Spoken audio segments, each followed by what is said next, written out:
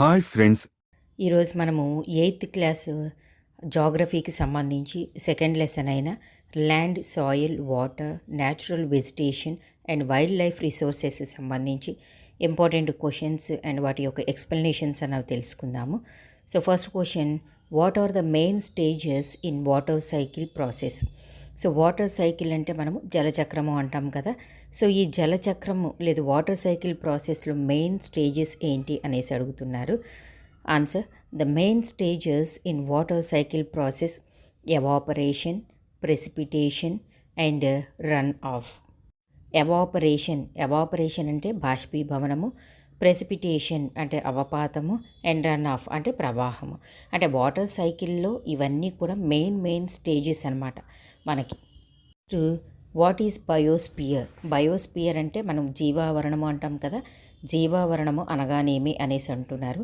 So biosphere అంటే all living beings are plants, animals, birds, aquatic life forms, insects and microorganisms are called biosphere. అంటే ఏంటి? ప్రాణంతో ఉన్నవన్నీ కూడా బయోస్పియర్కి సంబంధించినవి అన్నమాట. అంటే ప్రాణంతో ఉన్నవి అంటే ప్లాంట్స్ కానీ, మొక్కలు కానీ, యానిమల్స్ కానీ, బర్డ్స్, అలాగే ఆక్వాటిక్ లైఫ్ ఫామ్స్ అంటే జలచరాలు ఉన్నాయి కదా నీళ్ళల్లో పెరిగేవి అవి, ఇన్సెక్ట్స్ క్రిములు కీటకాలు ఉంటాయి కదా అవి, అండ్ మైక్రో ఆర్గానిజమ్స్ అంటే చిన్నవి ఉంటాయి కదా మళ్ళీ మనకి చిన్నవి కంటికి కూడా కనిపించినవి, ఏవైనా కూడా ప్రాణం ఉంది కాబట్టి ప్రాణం ఉన్న అన్నీ కూడా మనకి బయోస్పియర్కి జీవావరణానికి సంబంధించినవి అని. జీవము అంటే ప్రాణము అని అర్థం కదా. And next, how land useful to human? మనిషి లేదు మానవుడు ల్యాండ్ని ఎలా ఫుల్గా ఉపయోగించుకోగలడు అనేసి అంటున్నారు. Land is used for different purposes such as agriculture, forestry, mining, అలాగే building houses, roads and setting up industries. అంటే మనము ఎన్నో రకాలుగా భూమిని ఉపయోగించుకుంటూ ఉంటాం కదా ల్యాండ్ని. ఎలా? వ్యవసాయం నిమిత్తం అగ్రికల్చర్ పర్పస్లో, ఫారెస్ట్రీ పర్పస్లో, మైనింగ్, అలాగే బిల్డింగ్ హౌసెస్, మనం రోడ్లు వేసుకోవడానికి కూడా మనకి నేల అన్నది ఇంపార్టెంట్ కదా. So roads and setting up of industries, మనం ఇండస్ట్రీస్ని ఏర్పాటు చేసుకోవాలన్నా స్థాపించాలి అన్నా కూడా మనకి ల్యాండ్ అన్నది అవసరం అవుతుంది. Next, what is the importance of common property resources? అంటే మనకి ఉమ్మడి ఆస్తి వనరులు ఉంటాయి కదా. సో అయితే వాటి వలన మనకున్న ఇంపార్టెన్స్ అంటే ప్రాముఖ్యత ఏంటి అనేసి అడుగుతున్నారు. Community land is owned by the community for common uses like collection of fodder, fruits, nuts and medical herbs. అంటే కామన్గా కనుక మనకి ప్రాపర్టీ ఉందనుకోండి అందరము కూడా ఉపయోగించుకోవచ్చు అనమాట. సో వాటిని మనము కామన్గా పశుగ్రాసం కోసం కావచ్చు, పశువులు మేపుకోవడం కోసం కావచ్చును, ఫ్రూట్స్ని కలెక్ట్ చేసుకోవడానికి, నట్స్, అలాగే మెడికల్ హెర్బ్స్, వీటన్నిటికీ కూడా కామన్గా అందరం కూడా ఉపయోగించుకోవచ్చు అన్నమాట. These lands also called common property resources. వీటిని మనము ఉమ్మడి ఆస్తిగా మనం చెప్పవచ్చును అన్నమాట. How wildlife help to human and nature? So wildlife వన్యప్రాణులు అన్నవి మనుషులకి అలాగే నేచర్కి కూడా ఎలా సహాయపడ్డాయి అనేసి అడుగుతున్నారు. So wildlife includes animals, birds, అలాగే insects and aquatic life forms.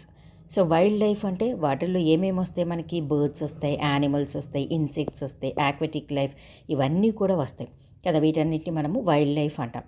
They provide milk, meet, honey, wool, ఇవన్నీ కూడా అంటే అవన్నీ కూడా మనకి పాలిస్తాయి, అలాగే మీట్, హనీ, వూల్ ఇవన్నీ కూడా ఇస్తాయి కదా. So insects are help to pollination of flowers. So మరి ఇన్సెక్ట్స్ ఈ కీటకాలు ఉంటాయి కదా, ఇవి మరి ఎలా సహాయం చేస్తాయి అంట? మనకి పరాగ సంపర్కం ఉంటుంది కదా, ఈ వీటికి ఈ కీటకాలు అన్నవి సహాయపడతాయి అన్నమాట. And next, what are the measures to need protect land resources? అంటే మనకి ల్యాండ్ రిసోర్సెస్ భూవనరులని కాపాడడానికి మనకి భూవనరులు ఉన్నాయి కదా, ఈ వనరులను రక్షించడానికి అవసరమైన చర్యలు ఏమిటి అనేసి అడుగుతున్నారు. So afforestation, land reclamation, regulated use of chemical pesticide and fertilizers, and checks on overgrazing are some of the common methods used to conserve land resources. అంటే మనము ఈ భూమి వనరులను రక్షించడానికి, మనం ఈ ల్యాండ్ని రక్షించుకోవడానికి మనకి చాలా ఉన్నాయి అన్నమాట.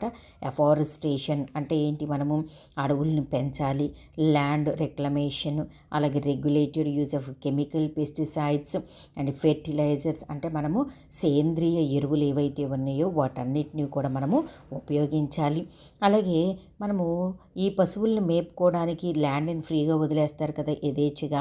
సో అయితే మరి అవి ఎంతవరకు మేస్తున్నాయి, అది లిమిట్కి మించి వెళ్ళకూడదు అనమాట. చెక్స్ ఆన్ ఓవర్ గ్రేజింగ్ అనేసి అంటున్నారు. అందుకే సో మనము ఆ సాయిల్ యొక్క క్వాలిటీని కూడా మనం చెక్ చేసుకుంటూ ఉండాలన్నమాట. ఇవన్నీ కూడా మనం చెక్ చేసుకుంటూ ఉంటే కనుక ల్యాండ్ని మనము ప్రిజర్వ్ చేసుకోవచ్చు అనమాట.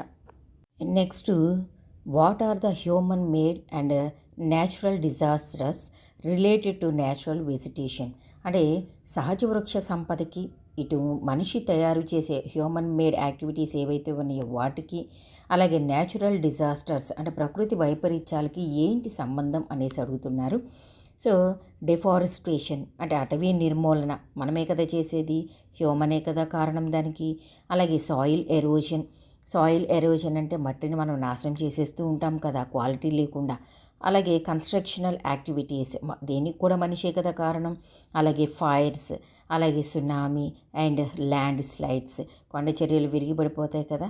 మరి ఇవన్నీ కూడా మనకి మనిషి ఒక సైడ్ కారణమైతే మరొక సైడ్ మనకి న్యాచురల్ డిజాస్టర్స్ అన్నవి కూడా కారణమవుతున్నాయి అన్నమాట. Next, what is the most important resource on the earth ఈ భూమి మీద అత్యంత ముఖ్యమైన వనరు ఏది అనేసి అడుగుతున్నారు. Land is the most important resource on the earth భూమి మీద ముఖ్యమైన వనరు ఏదంట land. It covers nearly 30% of earth's surface.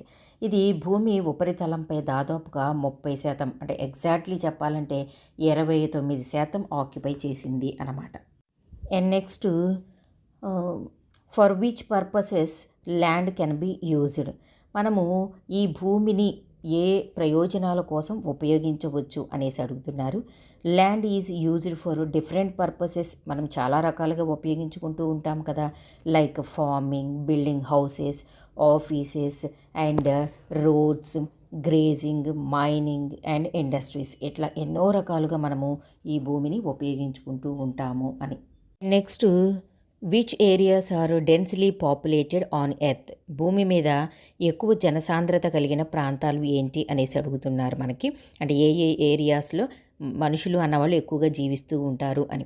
So river basins, fertile lands and plains are densely populated areas అంటే ఏంటి, మనకి రివర్ బేసిన్స్ నదీ తీరాలు ఏవైతే ఉన్నాయో అక్కడ, అలాగే ఫెర్టైల్ ల్యాండ్స్ మంచి అల్యూవియల్ సాయిల్ ఫెర్టైల్ ల్యాండ్స్ అంటే ఎక్కడ ఉన్నాయో అక్కడ, అలాగే ప్లెయిన్ ఏరియాస్ మైదాన ప్రాంతాలలో కూడా పాపులేషన్ జనసాంద్రత ఎక్కువగా ఉంటారు అన్నమాట. మనము హిస్టరీని రిపీట్ చేసుకున్నట్లయితే కనుక మనకి ఏన్షియంట్ సివిలైజేషన్ కూడా మనకి నదీ తీరాల వెంటే స్టార్ట్ అయింది అని మనం చదువుకున్నాము కదా. ఎందుకని అంటే అక్కడ పంటలకి అనుకూలంగా ఉంటుంది కాబట్టి, ఫెర్టైల్ సాయిల్ ఉంటుంది కాబట్టి అక్కడ జనసాంద్రత అన్న వాళ్ళు ఎక్కువగా ఉంటారు, అంటే మనుషులు ఎక్కువగా జీవిస్తూ ఉంటారు అని.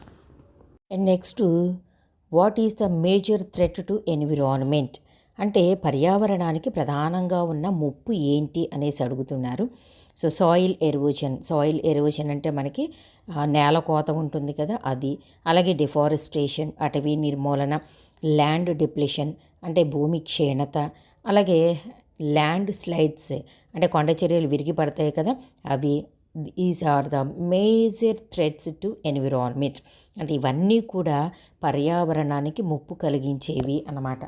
నెక్స్ట్, డిఫైన్ ల్యాండ్ స్లైడ్స్ అంటే కొండ చర్యలను నిర్వచించండి అనేసి అడుగుతున్నారు. Landslides are a mass movement of rocks, debris or earth down to slope అంటే ల్యాండ్ స్లైడ్స్ అంటే కొండ చర్యలు అనేది మనకి మాస్ మూమెంట్ ఆఫ్ రాక్స్ అంటే రాళ్ళు కానీ, అంటే ఇవి కొండలు అన్నవి మనకి రాళ్ళతోటి ఏర్పడతాయి కదా. సో ఈ రాళ్ళు అలాగే డెబ్రిస్ శిథిలాలు are earth down to slope, అంటే భూమిలో మనకి కొంత కదలిక ఏర్పడి ఆ పైనవన్నీ కూడా కొండ చర్యలు అన్నవి విరిగి పడిపోతూ ఉంటాయి అన్నమాట. And next what is called as soil, మట్టి అని దేన్ని పిలుస్తారు అనేసి అంటున్నారు. The thin pebbled layer which covers the surface of the earth is soil, అంటే భూమి పైన అంటే ఈ ఉపరితలం పైన సన్నగా కప్పి ఉన్న గులకరాళ్ల పొరని మనము సాయిల్ ఆర్ నేల అని పిలుస్తూ ఉంటాము. నెక్స్ట్ వాట్ ఈజ్ వెదరింగ్, వాతావరణం అంటే ఏమిటి అంటున్నారు. So breaking up and decay of exposed rocks by frost, plants, animals or by temperature is weathering, అంటే మంచు అలాగే మొక్కలు అలాగే జంతువులు లేదంటే ఉష్ణోగ్రత ఇవన్నీ కూడా వీటి యొక్క కారణంగా ఏంటంటే శిలలు అన్నవి అంటే రాళ్ళు అన్నవి విరిగిపోవటం అన్నది జరుగుతుంది అన్నమాట.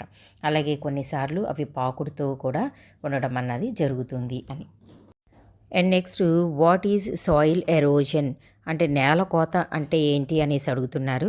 Removal of the topmost layer of the earth's surface is called as soil erosion, అంటే భూమి ఉపరితలం ఏదైతే ఉందో దీని యొక్క పై పొరను తొలగించడం, అంటే అది కొట్టుకుపోవడాన్ని మనము మట్టి కోతగా చెబుతూ ఉంటాము. Next how does a rock dam prevent soil erosion, rock dam అనేది నేల కోతను ఎలా నిరోధిస్తుంది అనేసి అడుగుతున్నారు.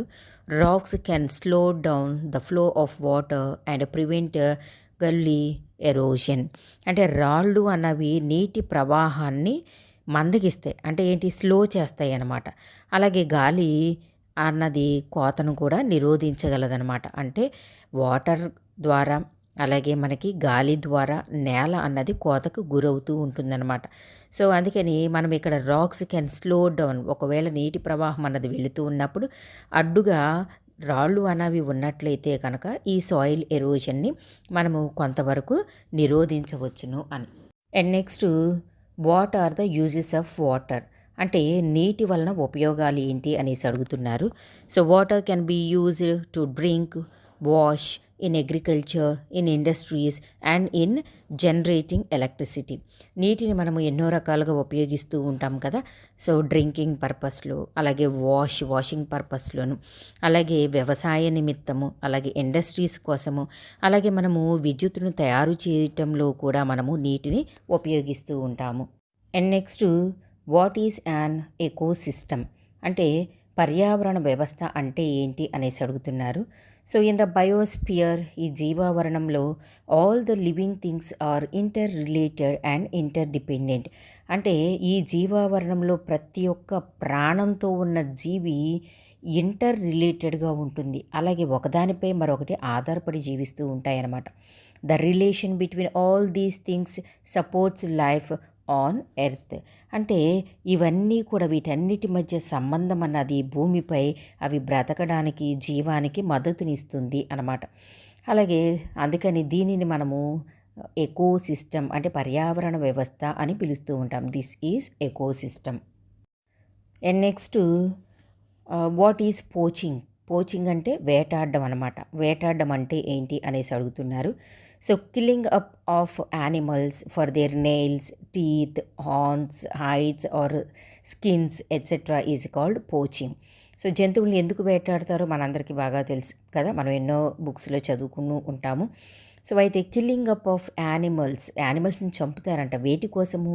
ఫర్ దేర్ నెయిల్స్, గోళ్ళ కోసం, అంటే పులిగోళ్ళు అంటాం కదా అలాగా. సో టీత్, దంతాల కోసం, అలాగే హార్న్స్ అంటే కొమ్ముల కోసం, కొమ్ములు, అలాగే హైడ్స్, అలాగే దాన్ని మరొక పేరుతో స్కిన్స్ అంటే చర్మం కోసము కూడా వేటాడుతూ ఉంటారు. సో వాట్ ఈజ్ పోచింగ్ అంటే ఈ జంతువుల్ని వీటన్నిటి కోసం, కొమ్ముల కోసం, దంతాల కోసం వేటాడడం అన్నది చంపడం అన్న దానిని మనము వేటాడడం అని చెబుతూ ఉంటాము. అండ్ నెక్స్ట్ ఎక్స్పాండ్ సిఐటిఈఎస్ని విస్తరింపము అనేసి అంటున్నారు. So convention on international trade in endangered species, అంటే of wild flora and fauna, so కొన్ని మొక్క జాతులు, జంతు జాతులు అన్నవి అంతరించిపోతున్నాయి కదా, మనం లెసన్లో చదువుకున్నాము.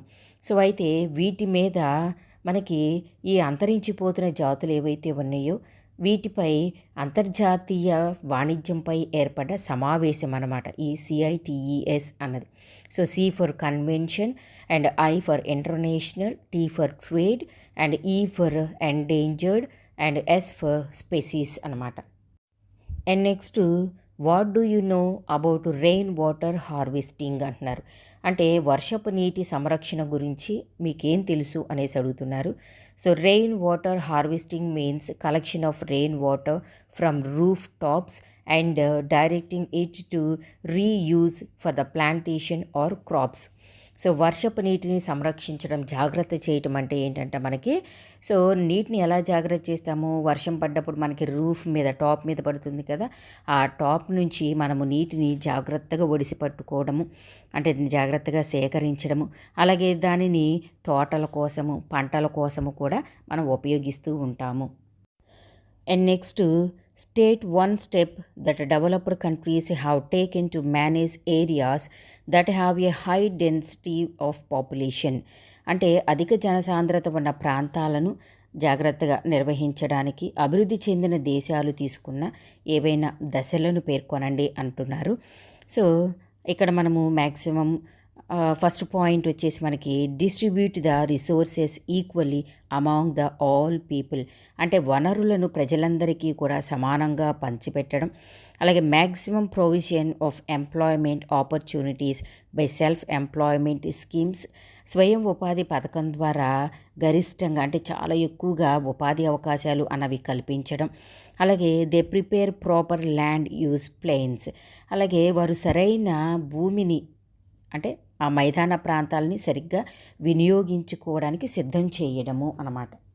And next, water water everywhere and not a drop to drink.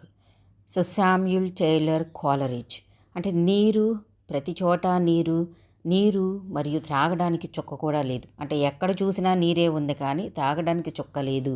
ఈ మాటలు ఎవరన్నారు? శామ్యూల్ టైలర్ కాలరిడ్జ్ అన్నారు. So what do the above lines suggest about the water availability on earth. So ఈయన చెప్పిన ఈ మాటలు అన్నవి భూమిపై నీటి లభ్యత గురించి మనకి సూచిస్తున్నాయి కదా, మరి ఏం సూచిస్తూ ఉన్నాయి, ఏం చెబుతూ ఉన్నాయి అనేసి అడుగుతున్నారు. So water availability on earth is mostly saline water. So ఈ భూమిపై లభించే నీరు ఎక్కువగా ఉప్పు నీరుగా ఉంది. That type of water is not useful for drinking. మరి ఉప్పు నీళ్ళని మనము, ఉప్పుగా ఉన్న నీళ్ళని ఉపయోగించలేముగా త్రాగడానికి. సో అందుకని ఇక్కడ ఏమంటున్నారంట, అటువంటి నీరు మనకి తాగడానికి ఉపయోగించలేము. And drinking water or fresh water is limited. మరి తాగడానికి ఏదైతే నీరు ఉపయోగిస్తామో ఆ నీరు, అలాగే మంచు నీరు అన్నది చాలా లిమిటెడ్గా ఉంది. So it should be conserved as much as possible. అందుకని దాన్ని అంటే వాటర్ని వీలైనంత వరకు కూడా మనం జాగ్రత్త చేయాలి, భద్రపరచాలి అని తెలియజేస్తుంది అన్నమాట. And next, why is the earth called as a water planet. మనము ఈ ఎర్త్ని అంటే మనం నివసించే ఈ భూమిని వాటర్ ప్లానెట్ అని చెప్పేసి మనము ఎలా పిలుస్తూ ఉంటాము, ఎందుకు పిలుస్తాము అనేసి అడుగుతున్నారు. So earth is a water planet. భూమిని మనము నీటి గ్రహము లేదు నీలి గ్రహం అని పిలుస్తూ ఉంటాం కదా, బ్లూ ప్లానెట్ అని కూడా. ఎందుకని ఎక్కువగా వాటర్ ఉంది కాబట్టి దాన్ని, అది పైనుంచి మనం చూస్తే మనకి బ్లూ కలర్లో కనిపిస్తుంది కాబట్టి బ్లూ ప్లానెట్ అంటారు. ఎక్కువగా వాటర్ ఉంది కాబట్టి వాటర్ ప్లానెట్ అని కూడా పిలుస్తూ ఉంటారు. Because water is abundant. Water ఎంత ఉంది, చాలా ఎక్కువగా ఉందన్నమాట. It means 70% of water earth's surface is covered with water only. So భూమి మీద టోటల్గా 100% తీసుకుంటే 70%, సో రియల్గా చెప్పాలంటే 71% మనకి భూమి మీద నీరే కనిపిస్తుందన్నమాట. సో అయితే మరి ఈ నీరు ఏ రూపంలో కనిపిస్తుంది? వాటర్ బాడీస్ ఉంటాయి కదా, ఏ రూపంలో? Oceans, seas, rivers, lakes, tanks are the major sources of water on earth. So ఇన్ని రూపాలలో మనకి వాటర్ అన్నది భూమి మీద కనిపిస్తుంది అన్నమాట. సో ఎర్త్ సర్ఫేస్ అన్నది మనకి 71% మనకి వాటర్ కవర్ చేస్తే 29% టోటల్గా మనకి ల్యాండ్ కవర్ చేస్తుంది అనమాట. సో ల్యాండ్తో కంపేర్ చేసుకుంటే వాటర్ కవర్ చేసే పార్టీ ఏరియా ఎక్కువగా ఉంది కాబట్టి మనకి ఈ భూమిని మనము నీటి గ్రహము అని కూడా పిలుస్తూ ఉంటాము. And next, what is water cycle? జలచక్రము అంటే ఏంటి అంటున్నారు. The volume of water is constant on the earth. It cycles through the oceans, the air, the land and back to the ocean. So అయితే మనకి వాటర్ సైకిల్ అంటే అది ఒక wheel టైప్లో ఉంటుంది కదా, అందుకని మనం సైకిల్ అని పిలుస్తూ ఉంటాము. అయితే మనకి సముద్రాల ద్వారా, గాలి ద్వారా, అలాగే ల్యాండ్ ద్వారా మనకి భూమి మీద ఉన్న నీరు అన్నది ఆవిరై పైకి వెళుతుంది. This all done through the process of evaporation. ఎలా వెళుతుంది పైకి? మనకి ఎవాపరేషన్ బాష్పీభవనం, అలాగే condensation, precipitation and run of. ఇలా భూమి మీద నుంచి ఆవిరి రూపంలో పైకి వెళ్ళి అక్కడ నీటి బిందువులుగా ఫామ్ అయ్యి మనకి మేఘాల్లాగా ఏర్పడి ఎప్పుడైతే కనుక ఒక చోట నుంచి మరొక చోటకి రవాణా చేయబడుతూ ఉంటాయో, కింద నుండి మనకి భూమి మీద నుంచి చల్లటి గాలి ఆ మేఘాలకు తగిలి అక్కడ వర్షం పడుతుందన్నమాట. ఈ వర్షం రూపంలో వస్తుంది, మనకి అవపాతం రూపంలో కూడా మళ్ళీ తిరిగి భూమి మీదకి వస్తుంది. మళ్ళీ టెంపరేచర్కి ఆవిరే మళ్ళీ పైకి వెళుతుందన్నమాట. అందుకని దీనిని మనము this process is called water cycle. ఈ ప్రాసెస్ మొత్తాన్ని కూడా మనము జలచక్రము అని పిలుస్తూ ఉంటాము.